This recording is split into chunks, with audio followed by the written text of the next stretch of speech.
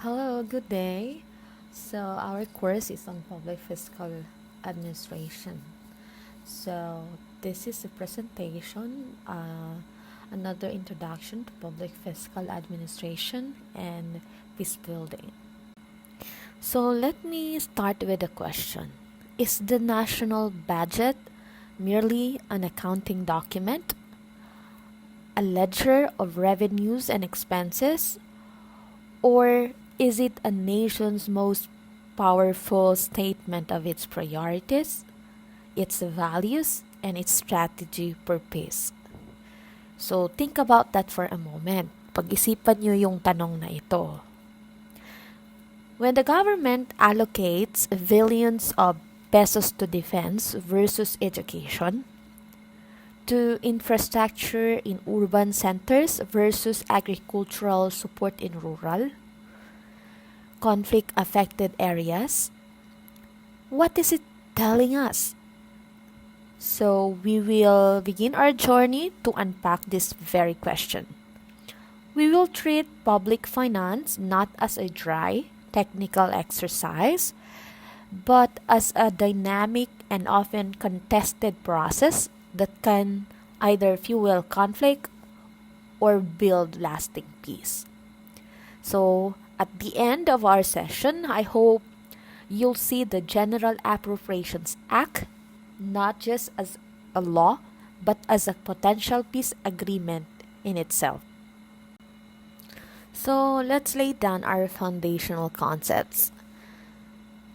At its core, public fiscal administration is the management of a government's financial resources. It encompasses four key cycles. First, revenue generation. Ito yung taxation, fees, borrowings. We have the budgeting and appropriation, expenditure management and disbursement, and we have the auditing and accountability.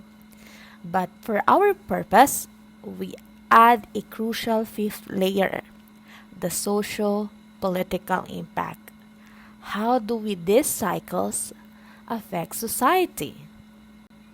The mixed economy framework. So no economy is purely capitalist or purely socialist.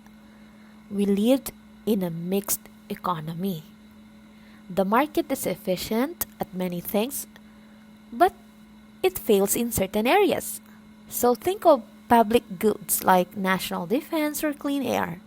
The market won't provide them optimally. Or consider externalities like pollution from a factory. This is where public finance steps in.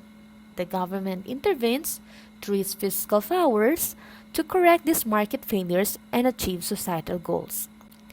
Now, let's shift our lens.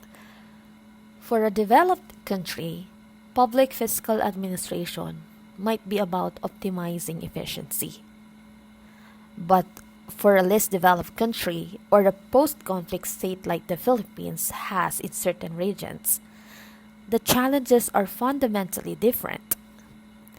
Tax collection is inefficient, bureaucracy may be corrupt, citizens may not trust the government to spend their money wisely or fairly, large informal economy, low compliance, massive needs for reconstruction, disarmament, demobilization, and reintegration programs and basic services, all with limited funds. So, fiscal policy as a peace building tool. This is our central theme. How can fiscal policy actively build peace? So, it can be done by distributive justice, social cohesion, conflict prevention.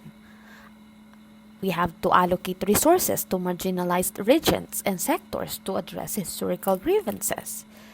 The Bangsamoro Autonomous Region in Muslim Mindanao and its block grant is a prime example. We can fund programs that build bridges between communities, education, healthcare, intercultural dialogues. Investing in economic opportunities, job creation, and poverty reduction to address the root causes of unrest. Think of the budget for the National Task Force to End Local Communities Armed Conflict, a controversial but clear example of using a fiscal policy for a security and development goal.